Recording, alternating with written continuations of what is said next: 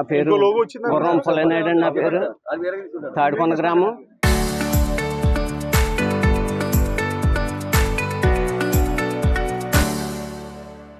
అయితే మేము crop holiday ప్రకటించడానికి కారణం ఏంటంటే అండి, అక్కడ ఉన్న డ్రైన్ మొత్తం దానికి అది మొత్తం మూసేసారండి. అది కప్పెట్టేసిన ఆదేసుకున్నారు. అది వచ్చిన తవ్వల్ల తిప్పి పంపేస్తున్నారండి. డ్రైన్లో నీరు, చాలా నీరు దిగట్లేదు. రెండోది ఏమో చెరువులో ఉన్న సజ్జు గట్ట ఆ డ్రైన్లో తోడుతుంటే చీలికి ఎక్కువంటే ఏటా కూడా పంట నష్టపోతున్నాం మేము.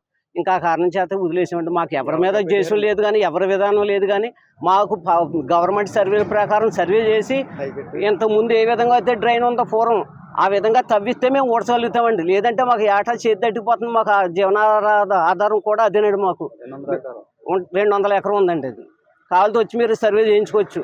ఒకళ్ళేమో లేదు 20 ఎకరాలు 30 ఎకరాలు కాదండి. అవన్నీ కూడా ఆ పెద్ద పెద్ద రైతులు చెప్పించి మాటలు తప్ప అవి వాస్తవాలు కాదండి. వచ్చి మీరు అందరూ చూసుకోవచ్చండి. అక్కడ ఒకసారి మీరు ఆ డ్రైన్ కాడికి వచ్చి మొత్తం పూడిపోయిందండి. అదంతా వచ్చిన తవ్వాల 2 సార్లు, అప్పుడే మేము 3 సార్లు కలెక్టర్ గారికి ఇచ్చామండి.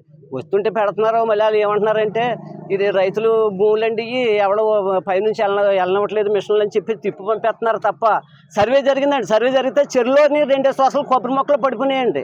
పడిపోతే వాళ్ళంతా కూర్చుని ఆలోచించి తవ్వు లేకుండా చేసేసారండి మొత్తానికి. నేను తాడుకొని రైతుని. నాకు 5 ఎకరాల వరకు అక్కడ వ్యవసాయం ఉంది.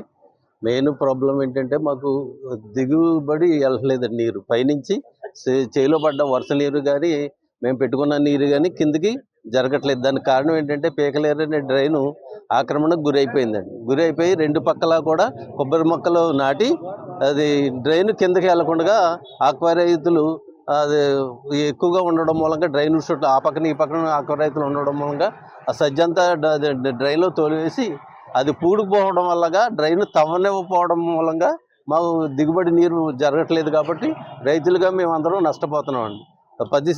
లాస్ట్ ఇయర్ నేను 1,50,000 రూపాయలు 5 ఎకరాలకి 1,50,000 పెడితే నాకు పైసా కూడా తిరిగి రాలేదంతా నాశనం అయిపోయింది. ఆ విధంగా జరగడం మూలంగా ఈ సంవత్సరం ఖరీఫ్ పంటని మేము విరామం ప్రకటిస్తున్నామండి. అందుబాటులో నీరు, విత్తనాలు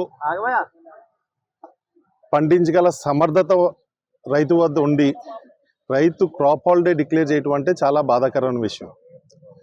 మీరందరూ చూసుంటారు, అలవరం మండలం తాడికొండ గ్రామంలో ఫ్లెక్స్ కట్టి మేము క్రాప్ హాలిడే పాటిస్తున్నామని రైతులు పెట్టిన ఫోటోలు, వీడియోలు మనం అందరం చూసాం.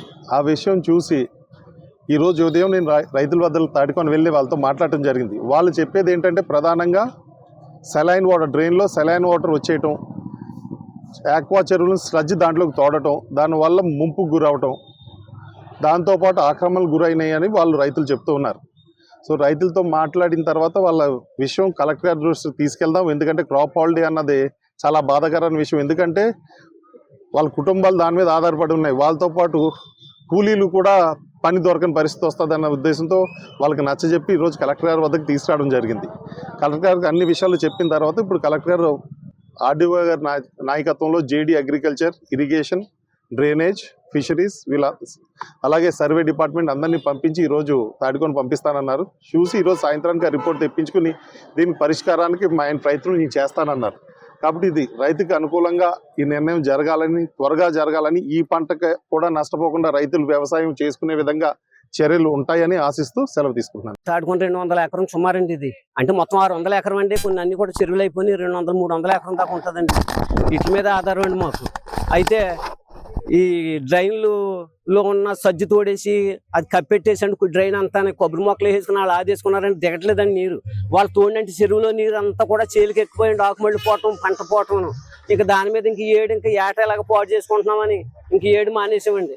ప్రభుత్వం ఏమైనా చర్య తీసుకుని ఇది ఏమైనా తవ్వితే మేము అందరం కూడా ఊడ్చుకుని బతకగలుగుతాం తప్ప లేకపోతే బతకడానికి ఆస్కారం లేదండి. బోధులు మొత్తం సమస్తం పాడు చేసేసారండి. వచ్చిన తవ్వల్లా ఆపేస్తున్నారండి.